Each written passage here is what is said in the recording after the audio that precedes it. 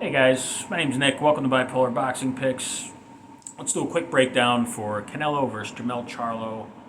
Going on T-Mobile Arena for all the belts at 168. This is kind of an undisputed versus undisputed with Charlo having all the belts at 154, but he's going to lose all those belts as soon as the bell rings.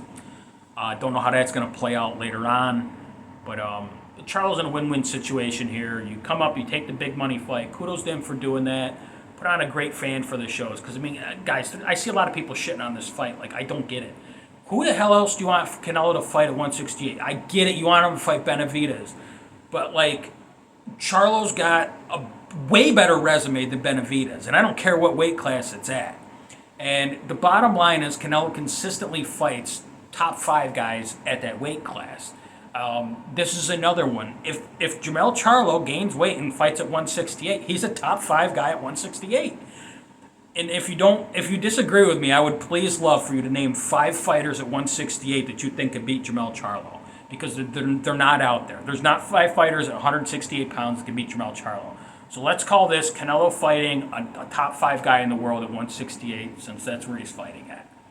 But yeah, I just don't see this as a good matchup for Charlo, though. I picked Charlo to beat anybody in the world at 154.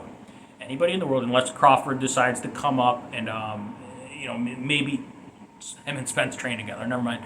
But, yeah, he'll beat everybody at 154. I think he beats Zoo, and I think he beats him pretty easily. And I liked him, Zoo, but I'll give anybody like 5, 6 to 1 odds on that fight. But Charlo's a very talented fighter. It's just I can't get past that first Castano fight when it comes to Charlo. The first Castano fight, he was on the ropes a lot.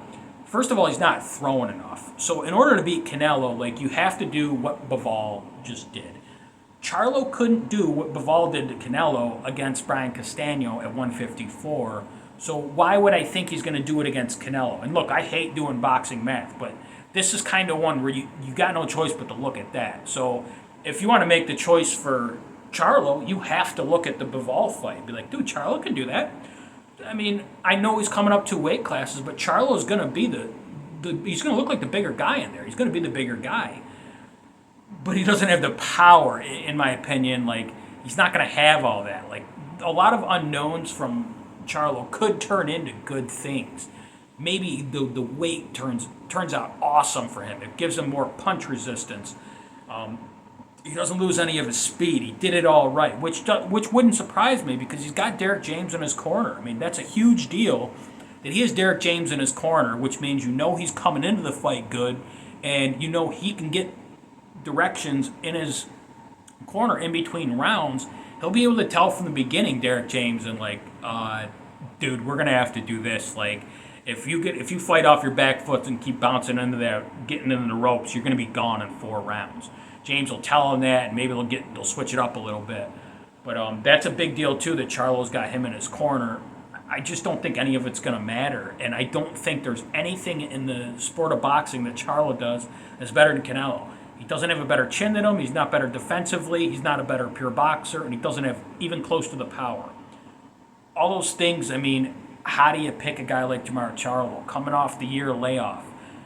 I'm not doing it. I mean, the one bad thing I've always seen about Canelo is he can get outboxed by a guy like Bivol, but he's kind of an alien in this sport, in the fact that, like, he is a technician and he's very strong. That's a perfect guy to beat Canelo, or a guy like Floyd Mayweather, who's just very defensively sound. I don't care what point Floyd Mayweather fought Canelo at, he would have beat him, and he would have beat him easily like he did. It's just a styles thing. Like, that's a bad style. But unless you're Bivol or Floyd Mayweather, I don't see you beating Canelo. Those styles can. It's just, can Jermell Charlo implement either one of those styles?